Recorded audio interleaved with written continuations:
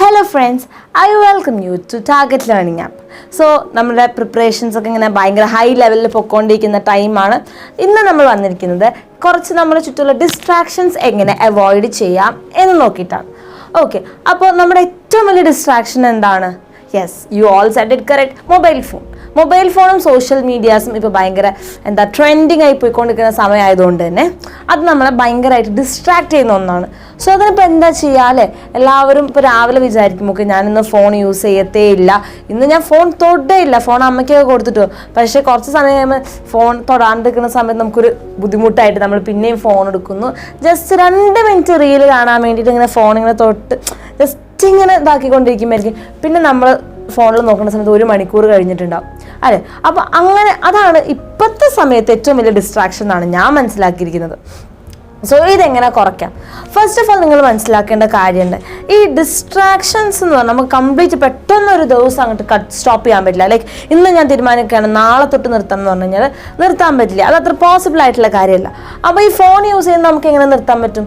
Phone use ചെയ്യുന്നത് നിർത്താന്ന് വെച്ചാൽ കുറയ്ക്കാൻ പറ്റും, മിനിമൈസ് ചെയ്യാൻ പറ്റും, നല്ലോണം മിനിമൈസ് ചെയ്യാൻ പറ്റും. അതിന് ഫസ്റ്റ് ഒരുപാട് ട്രിക്സും കാര്യങ്ങളൊക്കെ ഉണ്ടെങ്കിലും ഏറ്റവും ഇമ്പോർട്ടൻ്റ് ആയിട്ട് വേണ്ട എന്താണെന്ന് വെച്ച് കഴിഞ്ഞാൽ നമ്മുടെ പ്രസൻസ് ഓഫ് മൈൻഡ്, അല്ലെങ്കിൽ നമ്മൾ ദൃഢനിശ്ചയം എന്നൊക്കെ പറയില്ലേ, ആ സംഭവം.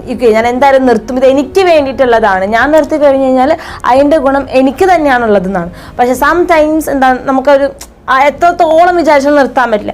അപ്പോൾ അതിന് നമുക്ക് സഹായിക്കുന്ന ഒരുപാട് ആപ്പുകളുണ്ട് അല്ലേ? ഇപ്പോൾ your hour is one of the best app I have used.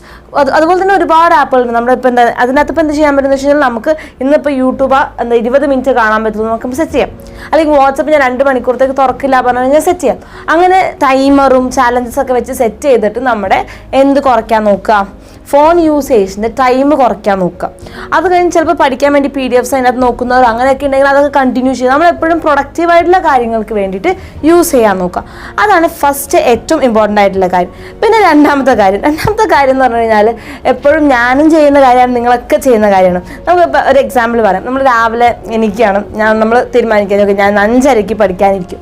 5:30 പഠിക്കാനിരിക്കുന്നു തീരുമാനിച്ച് നമ്മൾ ഇങ്ങനെ ബുക്സൊക്കെ എടുത്ത് വെച്ച് ഇങ്ങനെ പഠിക്കാതിരിക്കുമ്പോൾ ചിലപ്പോൾ 5:31 ആയിട്ടുണ്ടാവും. അപ്പോൾ അങ്ങനെ 5:31 ആകുമ്പോൾ വിളിക്കാം, എന്നാൽ പിന്നെ ഒരു 4 മിനിറ്റ് ഫോണിൽ നോക്കാം, അല്ലെങ്കിൽ ഒരു 9 മിനിറ്റ് ഫോണിൽ നോക്കാം, എന്നിട്ട് 5:40 പഠിക്കുക, അല്ലെങ്കിൽ 5:35 പഠിക്കുക. എപ്പോഴും ഈ 5ൻ്റെ മൾട്ടിപ്പിൾ കൊണ്ട് തന്നെ പഠിക്കാൻ തുടങ്ങണം എന്നുള്ള യാതൊരു വിധ നിർബന്ധവും എവിടെ ആരും പറഞ്ഞിട്ടില്ല. പക്ഷെ നമ്മൾ ഈ പ്രോക്രാസ്റ്റിനേഷൻ എന്ന് പറഞ്ഞൊരു സംഭവം ഇതിനൊക്കെ ഓവർകം ചെയ്തിട്ട് നമ്മൾ പറയും 5:40. അപ്പോൾ 5:40 അങ്ങനെ 42 ആയി കഴിഞ്ഞ് കഴിഞ്ഞാൽ പിന്നെ അങ്ങനെ 6 മണിയായി, 6:10, 6:15 അതങ്ങനെ നീളും. അപ്പോൾ കറക്റ്റ് 5ൻ്റെ മൾട്ടിപ്പിളിൽ പഠിക്കാൻ തുടങ്ങുന്നൊന്നുമില്ല. നമ്മൾ എപ്പോഴാണോ വന്നിരിക്കുന്നത് അപ്പം മുതൽ നമുക്ക് പഠിച്ചു തുടങ്ങാം. അതൊക്കെ എപ്പോഴും പഠിക്കുന്ന 1 മിനിറ്റ് നമുക്ക് ഒരു ക്വസ്റ്റ്യൻ ചെയ്യാന്നുള്ള കാര്യം നമുക്ക് ആലോചിക്കാം.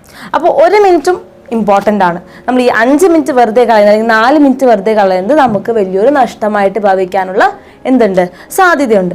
ഇനി അടുത്ത കേസ് എന്ന് പറഞ്ഞു കഴിഞ്ഞാൽ എന്താ പറയുക, ഇപ്പോൾ നമ്മൾ ഒരു എക്സാമ്പിൾ പറയുകയാണെങ്കിൽ, ഇപ്പോൾ നമ്മളൊരു പ്രീവിയസ് ഇയർ ക്വസ്റ്റ്യൻ ചെയ്തുകൊണ്ടിരിക്കുക, നീറ്റിൻ്റെ പ്രീവിയസ് ഇയർ ക്വസ്റ്റ്യൻ ചെയ്തുകൊണ്ടിരിക്കുക, നമ്മളപ്പോൾ അത് വായിക്കുന്നു, ഓക്കെ സിമ്പിൾ ക്വസ്റ്റ്യൻ, നമ്മൾ അതിന് ആൻസർ എഴുതുന്നു അല്ലേ?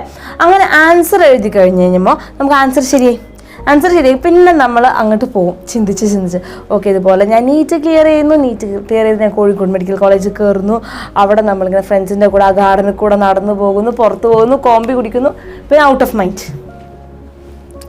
അത് ഇതിൻ്റെ ഒരു ഭാഗമാണ്. ഇനി ഇതെന്ന് വെച്ചാൽ ഒരു പോസിറ്റീവായിട്ട് നമ്മൾ ഹാപ്പി എൻഡിങ് ആണ് സംഭവം. പക്ഷെ ഇതിന് ഭയങ്കര മോശമായിട്ടുള്ളൊരു എൻഡിങ് ഉണ്ട്. അതെന്ന് വെച്ച് കഴിഞ്ഞാൽ നമ്മൾ ഇങ്ങനെ ആലോചിക്കുകയാണ്, അയ്യോ നീറ്റ് കിട്ടിയില്ലെങ്കിൽ ഞാൻ എന്ത് ചെയ്യും, ഞാനിപ്പോൾ ചിലപ്പോൾ റിപ്പീറ്റർ ആയിരിക്കും, എനിക്ക് കിട്ടിയില്ലെങ്കിൽ ഇപ്പോൾ ഞാൻ എന്തിനു പോകും, ഫ്രണ്ട്സിൻ്റെ അടുത്ത് എന്ത് പറയും, വീട്ടുകാരുടെ അടുത്ത് എന്ത് പറയും, ആൾക്കാരെന്നെ കുറിച്ച് എന്ത് പറയും, അതൊക്കെ നമുക്ക് വലിയൊരു ഇഷ്യൂ ആണല്ലോ.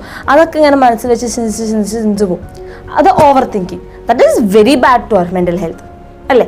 അപ്പോൾ ഇങ്ങനൊരു സംഭവം വന്നാൽ എന്ത് ചെയ്യും? ഞാൻ പേഴ്സണലി യൂസ് ചെയ്യുന്ന ഒരു സംഭവമാണ്, എൻ്റെ നല്ലൊരു ഫ്രണ്ട് പറഞ്ഞു തന്ന കാര്യമാണ്. നമ്മളിങ്ങനെ ചിന്തിച്ച് പോകുന്ന സമയത്ത് നമുക്ക് ഓഡിബിളായിട്ടുള്ള രീതിക്ക് പറയാം, stop it, that is useful. അത് എൻ്റെ എക്സ്പീരിയൻസ് കൊണ്ട് ഞാൻ പറയുന്ന സംഭവമാണ്. ഞാൻ ചിന്തിച്ച് പോകുന്ന സമയത്ത് ആവശ്യമില്ലാത്തൊരു ചിന്തയാണെങ്കിൽ അവിടെ നമുക്ക് ഓഡിബിളായിട്ടുള്ള രീതിയിൽ നമ്മൾ പറയുകയാണ് സ്റ്റോപ്പ് ഇറ്റ് എന്ന് പറഞ്ഞാൽ അതവിടെ നിർത്തി. അതാണ് പിന്നെ നിങ്ങൾക്ക് ചെയ്യാൻ പറ്റുന്ന ഒരു കാര്യം. പിന്നെ 4ാമത്തെ കാര്യം എന്ന് പറഞ്ഞാൽ, ഇപ്പോൾ ചിലപ്പോൾ നമ്മൾ ഹോസ്റ്റലേഴ്സ് ആയിരിക്കും, അല്ലെങ്കിൽ ചിലപ്പോൾ ഡേ സ്കീസ് ആയിരിക്കും, ലൈക്ക് നമ്മൾ ഇപ്പോൾ ഇൻസ്റ്റിറ്റ്യൂട്ടിൽ പോയി വരുന്നവരായിരിക്കും, ചിലർ ഹോസ്റ്റലിൽ തന്നെ നിൽക്കുന്നവരായിരിക്കും. ഇപ്പോൾ ഹോസ്റ്റലിൽ നിൽക്കുന്നവർക്കാണെങ്കിൽ ചിലപ്പോൾ ഹോം സിക്നെസ് ഉള്ളവർക്ക് ഈശ്വരൻ എനിക്ക് എന്നാ ഒന്ന് വീട്ടിൽ പോകാൻ പറ്റുക, അല്ലെങ്കിൽ ഇപ്പോൾ വീട്ടിലത്തെ കുട്ടികളാണെങ്കിൽ ഇപ്പോൾ നമ്മൾ വീട്ടിലത്തെ കാര്യങ്ങളൊക്കെ നോക്കാനും അതുപോലെ തന്നെ ഇനി ഫ്രണ്ട്സിനോട് പുറത്തേക്ക് ഒന്ന് പോയാലോ എന്നൊക്കെ ചിന്ത വരും. മക്കളെ മനസ്സിലാക്കാൻ ഇനി നമുക്ക് വളരെ കുറച്ച് ദിവസങ്ങൾ മാത്രമേ നമ്മുടെ മുന്നിലുള്ളൂ. അപ്പോൾ ഇതൊക്കെ ഒന്ന് മാറ്റി വെച്ച് നമ്മൾ ഐസൊലേറ്റഡ് ആയിട്ട് നല്ലോണം കോൺസെൻട്രേറ്റഡ് ആയിട്ട് ഇപ്പോൾ മെഡിറ്റേഷൻ ചെയ്യുന്നവരാണെങ്കിൽ അതൊക്കെ ചെയ്ത് സമാധാനമായിട്ട് രാവിലെ തൊട്ട് പഠിക്കാൻ തുടങ്ങാം. And that will definitely show you in the NEET exam. NEET എക്സാമിൽ നമുക്ക് നല്ലൊരു റിസൾട്ട് തന്നെ കിട്ടാൻ വേണ്ടി സഹായിക്കും അല്ലേ? അപ്പോൾ ഈ ഡിസ്ട്രാക്ഷൻസ് ഒക്കെ മാറ്റി വെച്ച് എല്ലാവരും പഠിക്കാൻ റെഡിയാണെന്ന് ഞാൻ വിചാരിക്കുന്നു. And all the best to my all dear friends. Thank you. Target Learning App, Kerala's most trusted learning partner.